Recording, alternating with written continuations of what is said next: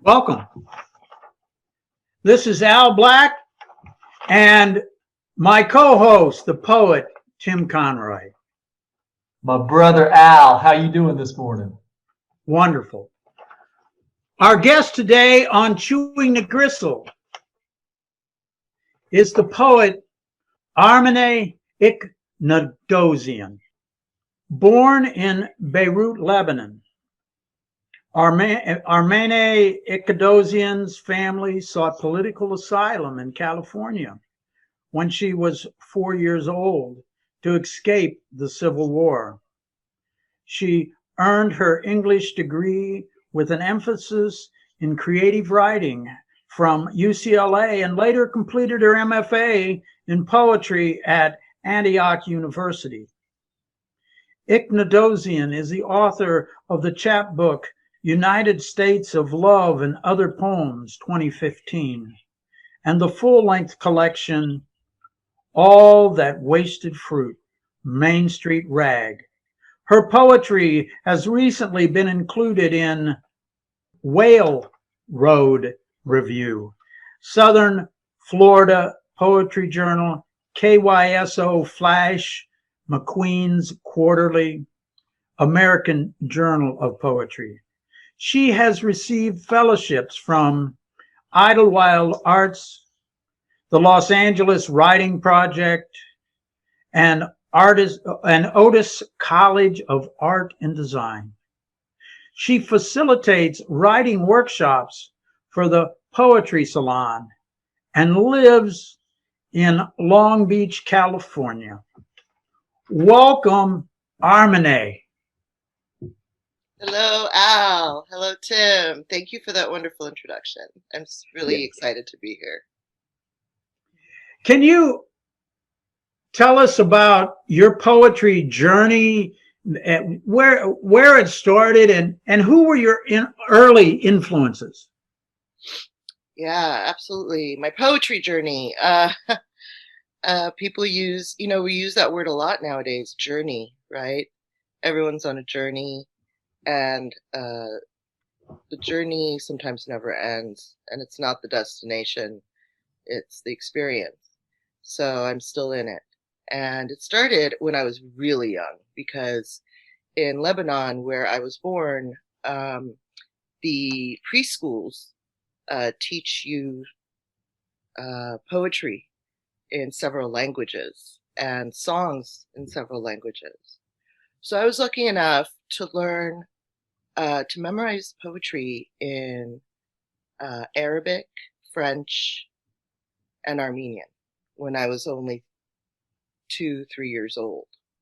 And I had to recite them because my grandparents were here in Los Angeles at the time. And phone connections, in 77, the Civil War sort of started in 74 when I was born, 75 when I was being baptized. And so we were in the thick of it. And so mail, phone lines were not reliable. So we would send cassette tapes of me reciting poetry to my grandparents here so that they could hear my voice. So I would say that was the beginning of being asked to perform poetry. And then all throughout middle school, I learned a lot of poetry, recited a lot of poetry because I went to an Armenian private school till the 8th grade. And I guess, like the Russians, sort of, Armenians take their poetry seriously, or at least they used to. We are trying. I work with a group of Armenian writers from all over the world right now, trying to, revitalize the old Armenian poets and new Armenian poets, because it's a really, really rich history for such a small Armenia being such a small country. Like Ireland, sort of like this preponderance of writers came out of this small country of Ireland. Same with Armenia. So my dad had all the books at home. My dad is an autodidact because he was pulled out of school in the 5th grade to work. And so all his friends got to go to school except for him. So he grew up reading, teaching himself, from Milton to Shakespeare to Armenian. So seeing books in the house all the time, and that I think is huge. My grandfather was a writer. My uncle was a writer. So yeah, throughout middle school, 5th through 8th grade, I did a lot of public speaking for competitions where I would have to memorize monologues, poems, and perform them in front of judges for competitions. So that got me really out of my shell because I was super shy as a kid, really shy, painfully shy. But for some reason, my English teacher saw, that maybe I could do some public speaking, and that, thank God for Mrs. Rudy, or I wouldn't know how to talk to you right now or get up on the stage and perform my poetry. It was because of Mrs. Rudy, who said, I think you can do this. I think you have a special voice. Amazing what teachers do for us. And because of my writing, I got an award in the 8th grade, and the scholarship was to visit Armenia. And this was 1988. So this was still, Armenia was still Soviet.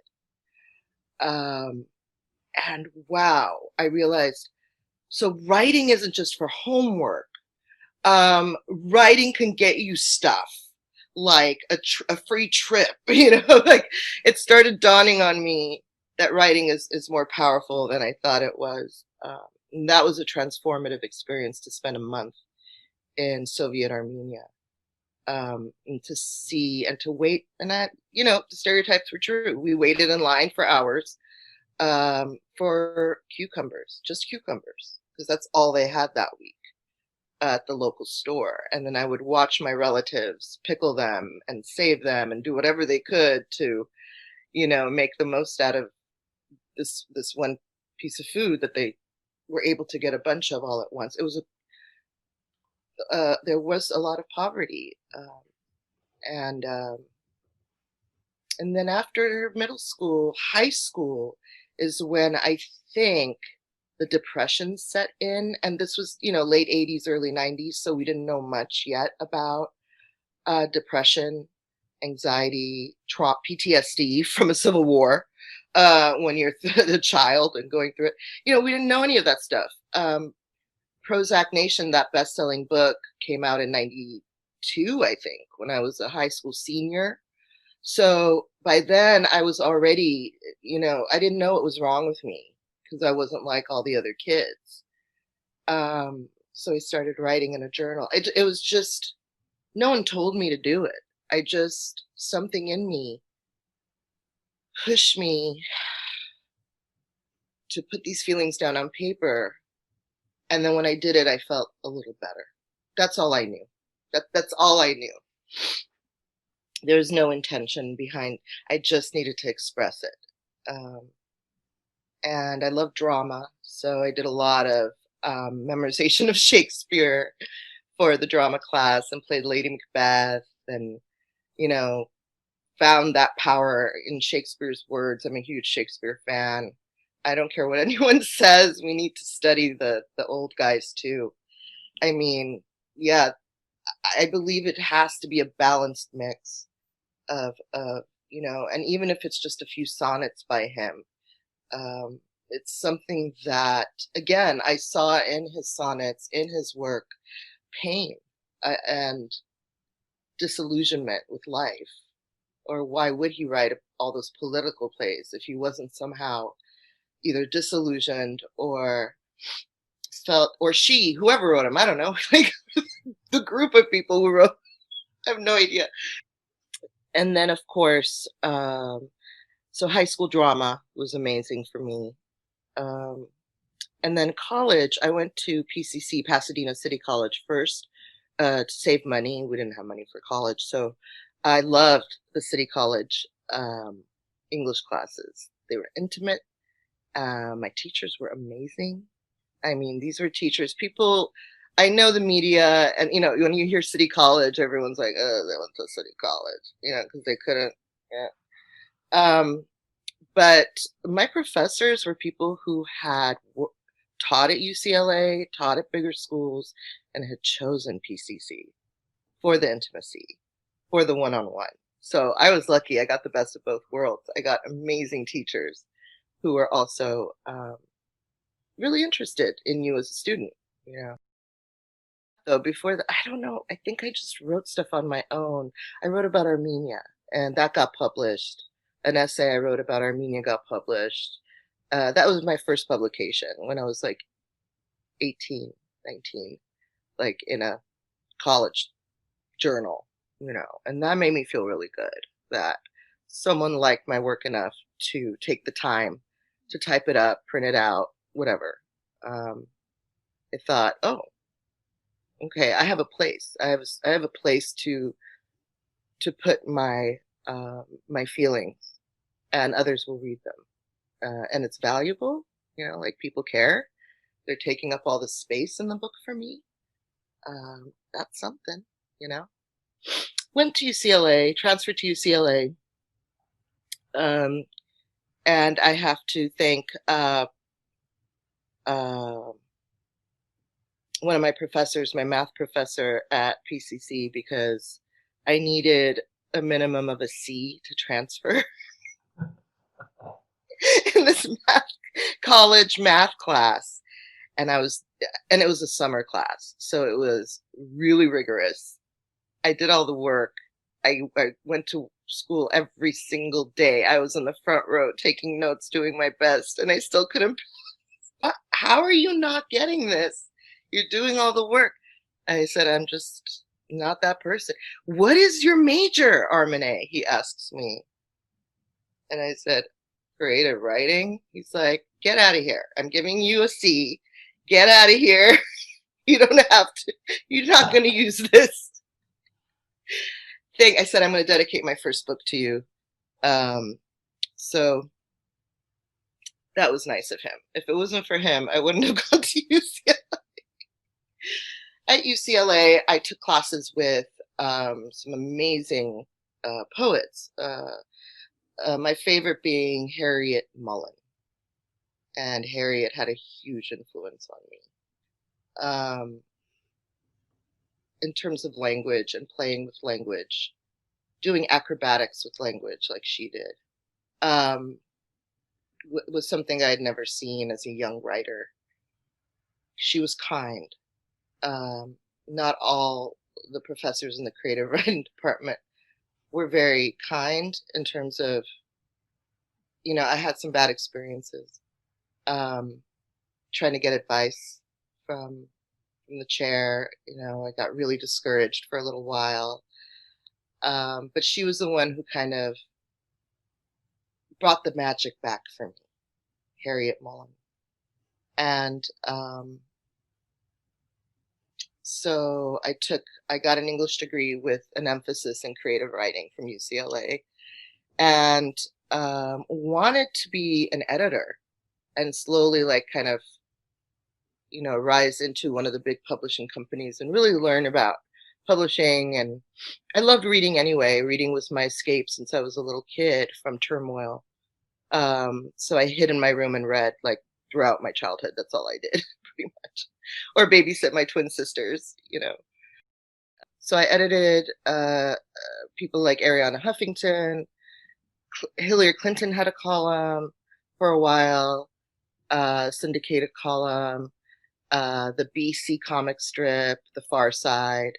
I got some really great experience working with the AP style manual. And I was supposed to memorize it in 24 hours, and I didn't. I mean, I'm like, who can do that? I'm not that smart. Who is that smart? I have no idea. But 9 months after getting hired with a couple of other new hires, I got laid off because they lost a big client. That really showed me the world, the corporate world, right, of writing. There is no there is no job security really in the corporate world. And I was unemployed for over 6 months. It was the early 90s. It was the recession. So I taught for 20 years. I taught starting 6th grade, ending with high school. I taught 6th through 12th grade, every level, from general to advanced placement, 11th grade language. So that also gave me a lot of time to read and learn, especially when I was teaching AP and reading some of the more, it was nice to go back to Longfellow or Chopin, Kate Chopin, and some of the other writers, I love so much. Then I got burned out. I was working, 15-hour days, 5 days a week, and then still working on the weekends. And I burned out because I worked really hard. A lot. I'm not the only one. A lot of teachers work really hard, but I was working hard, really hard, with mental illness and not really understanding what was happening, because there's also a lot of trauma when you're teaching. You see a lot of traumatic things. Kids who are suicidal, kids come into you and tell you things that are really hard to listen to. Kids overdose in front of you. In public school, I was getting re-traumatized all the time without really understanding what that is and how it affects somebody, and I was also ready to move on. So I thought, I want to work on my art.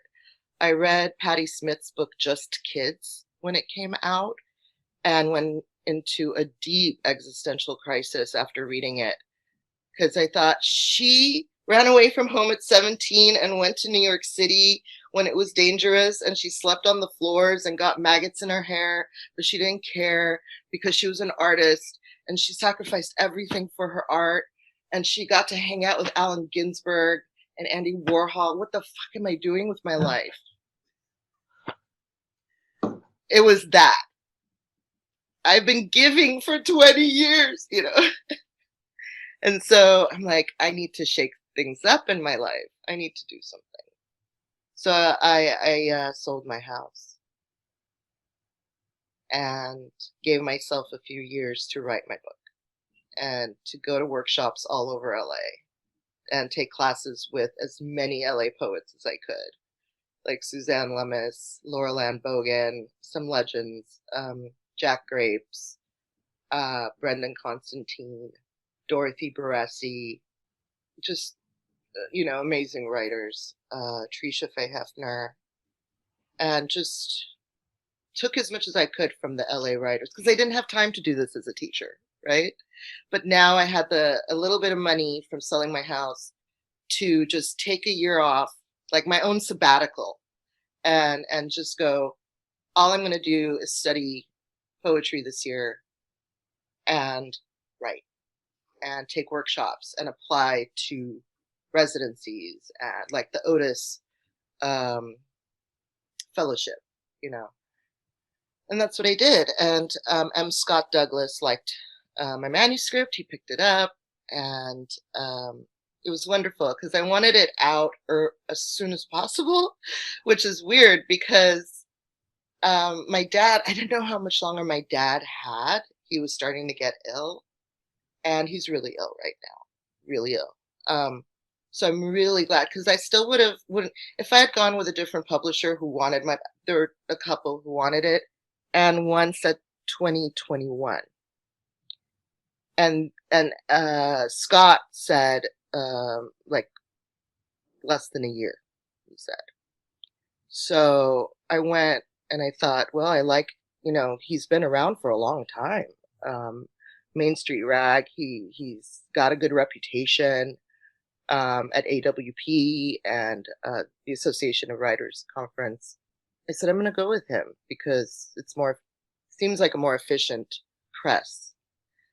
So I'm glad I did that, because my dad is now really sick.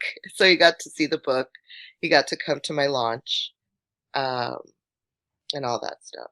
So Wonderful. Describe your poetry style. I'll tell you what I've heard from readers, from what others have said about it. One friend said, it's like you're hiding a switchblade in your poem. And I thought, wow, that's a cool one. They're like, you strike at the nerve. You don't hold back, you know? So intense, usually not very flowery. Metaphor, strong metaphors. I tend to write about pain, but also about growth, about goddesses, about women in history. That's what the book's about. So I guess people would say I'm a feminist writer, and some people might describe me as a feminist writer, because the first book is about the sacred feminine and the divine feminine. But I also write about war, refugees, immigrants, that lifestyle, the lifestyle of losing everything, and not just once, but twice, the Armenian genocide and then the Lebanese civil war. So that you have to keep leaving stuff behind, your mementos, your cultural heritage, all that you got to run. And recently my mother, kind of felt that same thing of, do we have to run again? Like, we felt that. And we love California so much, Southern California, because it's like the Mediterranean climate and the community is here, but that fear is always with us. So I write a lot about that, I guess. But the style usually is like cut to the quick and passionate. Well, this is a good time to hear a couple of your poems. Sure. I would love to. Hi, Henry. It's my cat. Okay, so this is a new anthology from Arroyo Seco Press. So it's called Redshift 5. Great editor, Thomas. Dear Morning After Lockdown, week 25. Dear shadow of skylark on concrete.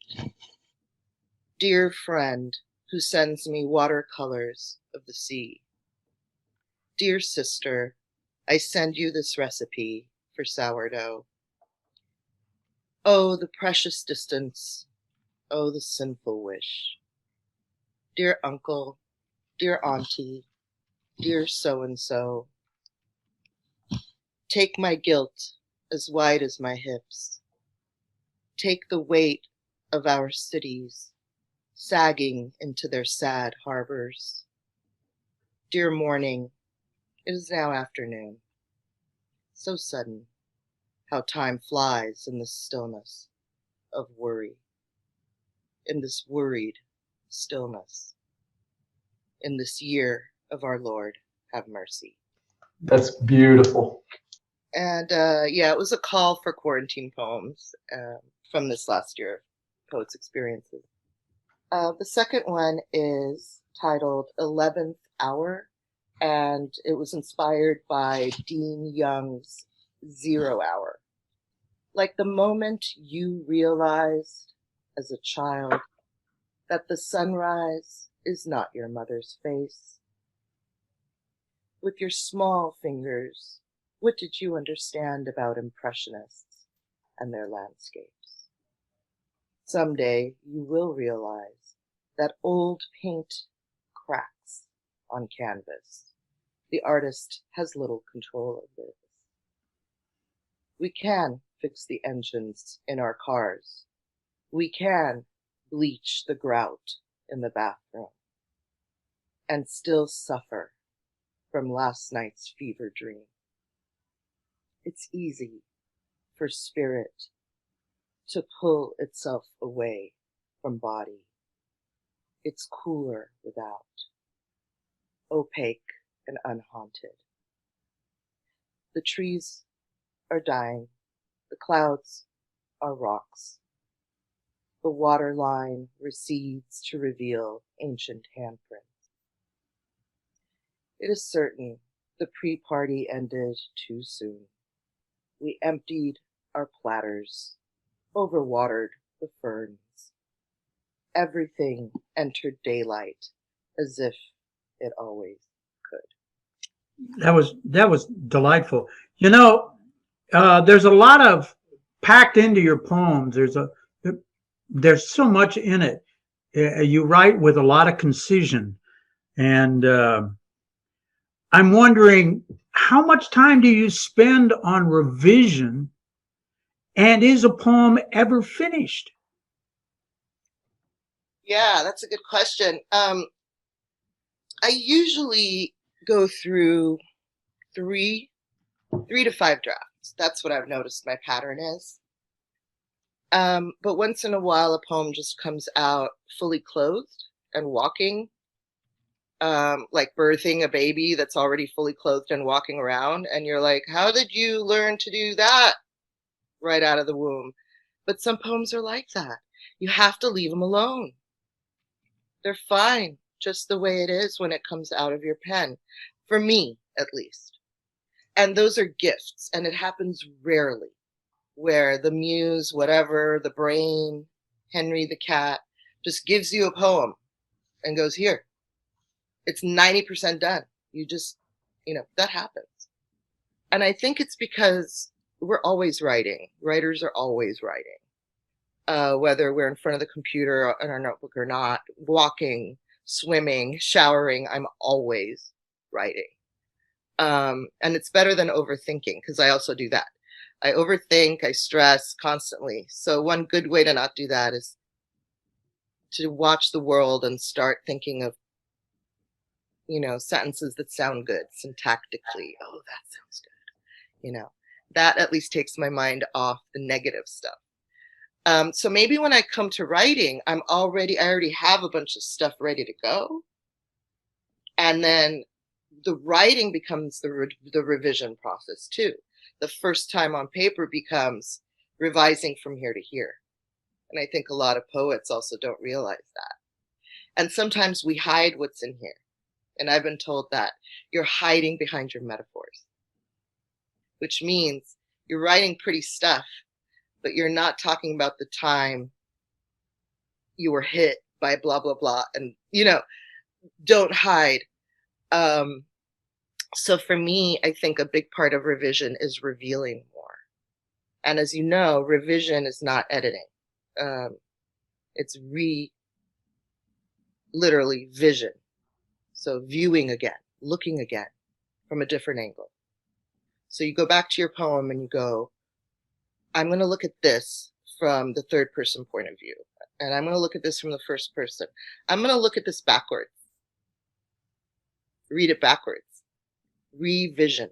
And I think that's the hardest part, is finding a new way into your poem, into the subject that you didn't think of before. And going, oh, okay, this is all great, but now I'm going to write from the point of view of the pencil in the room instead of the person in the room. So they're also just exercises. Revising could be just, I tell my writing students, hey, just try it just for fun. Rewrite this poem from the point of view of your dog just to see. And then once in a while they'll go, oh my God, this is so much less sentimental and whiny than the first draft. I have some distance from it now, So, and then copy editing is fun for me because I taught for 20 years and that's what I did. I was always correcting grammar, spelling, punctuation, syntax. So that's just the little tricky stuff. But that stuff could matter too. I mean, I've told people, hey, rewrite this with punctuation and capitals, because it's all, just to see how it looks that way. Or rewrite it and give the words more space. Give more space. Give more blank lines. Stretch it out on the page and see how it looks, So that stuff is also really interesting to look at, is the form, the function, and the feeling.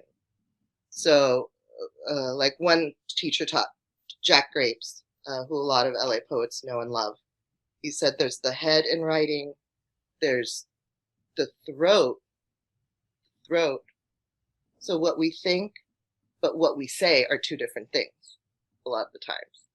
There's the heart in writing, and then there's the gut in writing.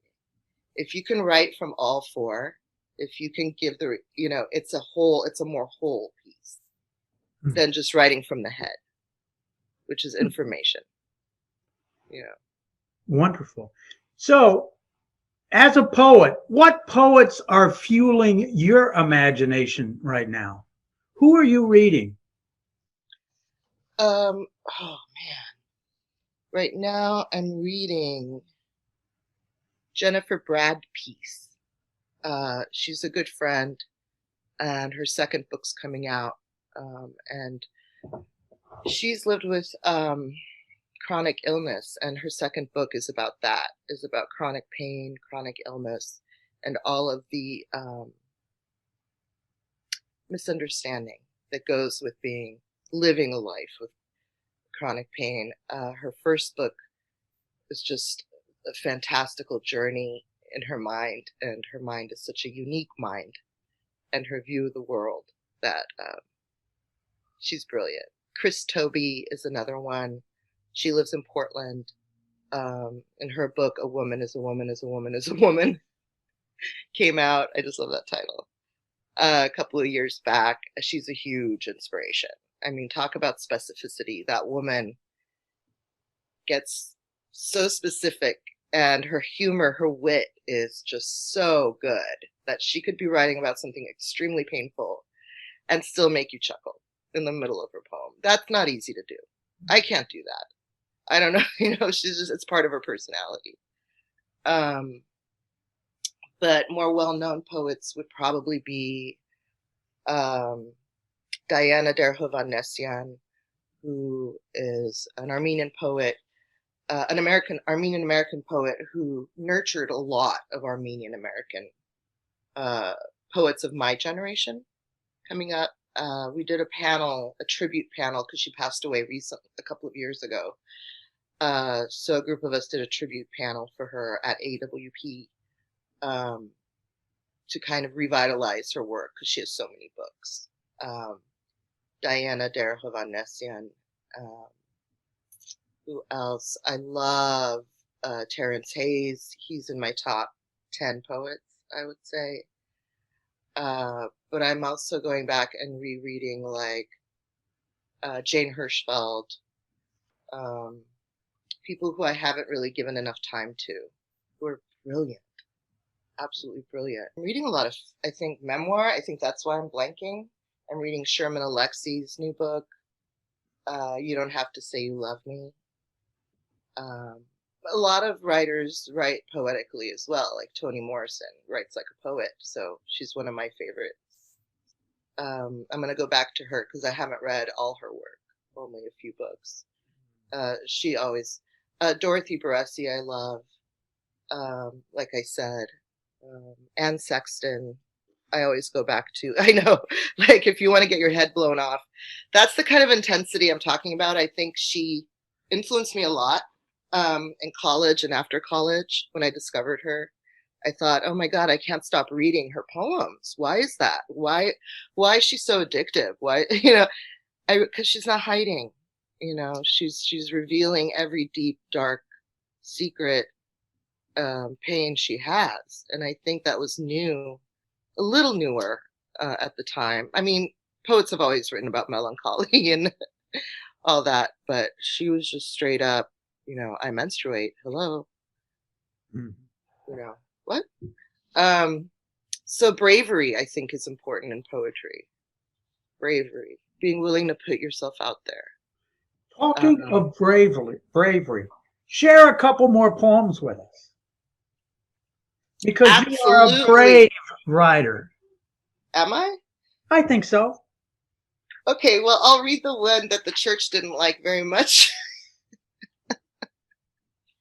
This is titled California Love Poem. The sun has an orgasm across the valley as Pasadena opens up in front of me, the suicide bridge pushing an arm out of green sleeves, orange blossoms keening after a mid-spring heat wave, the Rose Bowl yawning in a ravine. It is not enough to love the one you love, to drive towards the ocean just to fall into bed, then return home, alone, drowsy from sex and no sleep. You want to keep driving east, towards black rocks and tarantulas of Nevada, or south, towards the unilateral mirage of water, where the Salton Sea groans in her deadwood hammock. On a map, California looks like she's hugging Nevada, leaning in for a deep kiss. She is tentative.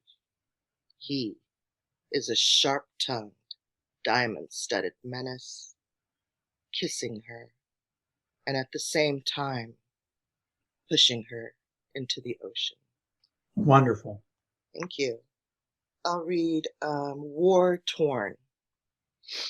It is midsummer, and watermelons are left to cool in the streams. Ladies lean out their windows, braid the day's gossip into their daughter's hair. All these fallen apples we have eaten in this tired age of our own curiosity. The architecture of ritual is an exercise in futility. Think of a room you have not bled in. Think of the seedling, the unrelenting, the turning. The beast is churning in the season of blood. Credo in unum Deum is a dream we deconstruct over breakfast. But no commonplace prayers today. No more sleepwalking towards the volcano. We have applied the gauze. We have defined where we come from. A changing question. A new shadow is here, and that formal feeling sleeps in the eaves, the music of guilt and silence. Let's dig into the craft a little bit and talk about how you approach openings, endings, line breaks. How do you approach those? Depends what the poem needs, really. Sometimes the line breaks come naturally when I'm writing. You know, I pause or take a breath. I know it's a new line. Sometimes you want to enjam the lines for, if you want to be witty and leave a word that makes that line read two different ways. So you add a word, even though grammatically, So there are different ways to do it, but it totally depends on what the work needs. I have poems that are in big block prose form, like prose poems, because it just fits the tone or the mood of the poem, for it to be one long monologue where you just keep reading. I think of the reader, and I think, where will they need a pause? Where will they need a breather to digest the line before? Does this look overwhelming on the page right now in one big block? Am I losing something from that heaviness? Do I need to lighten it so that the stanzas have they have stanzas and they have room to breathe, So it's about how it looks to me. It's about how it looks on the page, and then how it sounds when you read it out loud. When you read your poems out loud, the form starts coming to you sometimes. And you go, oh, wait, here's the pause. Oh, here's the big, bad metaphor I want people to really not skip over. Oh, this line needs to be on its own. This line needs to be on its own because it's a turn, or it's the heart of the poem, or it's an intuitive thing. and it comes with reading a lot of poems and seeing what others have done that's worked. But I always go back to the reader, because if you're writing for yourself, I tell my students, that's awesome. And just do that if you want. Just write for yourself. Don't put it out there at all. Just put it in a journal. Do it for yourself. Do it for your kids, whatever. If you want to be published, that's a different, we got to talk about the reader now. If you care about the reader, I suggest you try these things.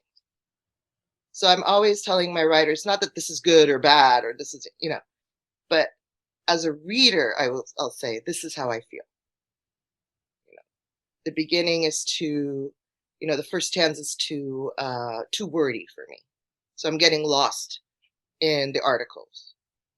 I always go back to, as a reader, I think you'll reach them, you'll connect, because you want to connect, right? And you want to invite the reader in, and you want to have a conversation. You want to make sure what you're saying is what you mean, and not, because sometimes writers also hear the workshop and go, I didn't mean any of that, you guys. How did you get that from my poem? And that's when they realize, we can't read your mind. The readers can't read the writer's mind. You got to help them out sometimes. What poetic elements do you tend to use in your poetry, and what elements do you tend to avoid? Oh, that's a tough one. I don't think I'm really comfortable yet in the school of the avant-garde, in terms of taking risks with spacing, how it looks on the page, doing crazy things with the style and format. I admire people who do, like erasure poems and different visual, cool, interesting visual stuff on the page, but I'm not ready for that, maybe. Yeah. And then I think metaphor is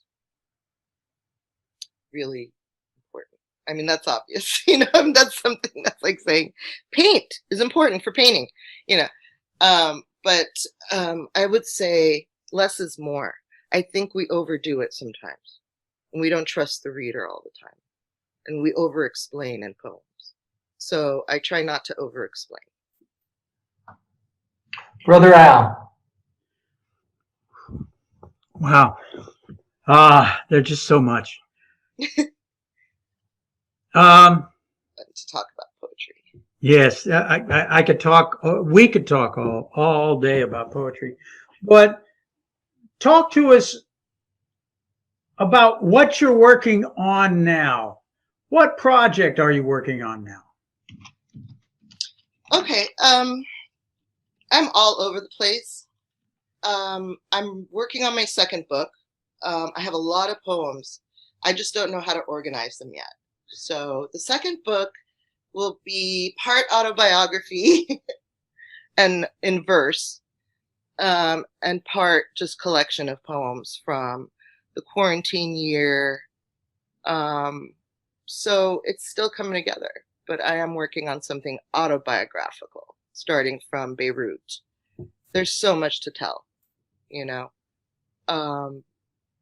about my grandmother, who's 95 and she's remembering new things that she never remembered before. But just my grandmother's stories are extremely interesting and phenomenal. How she survived poverty with 8 kids. So I'm looking into family. I'm looking into history, our history. Just to make sure our listeners know, what's the best way to get hold of your book? Main Street Rag.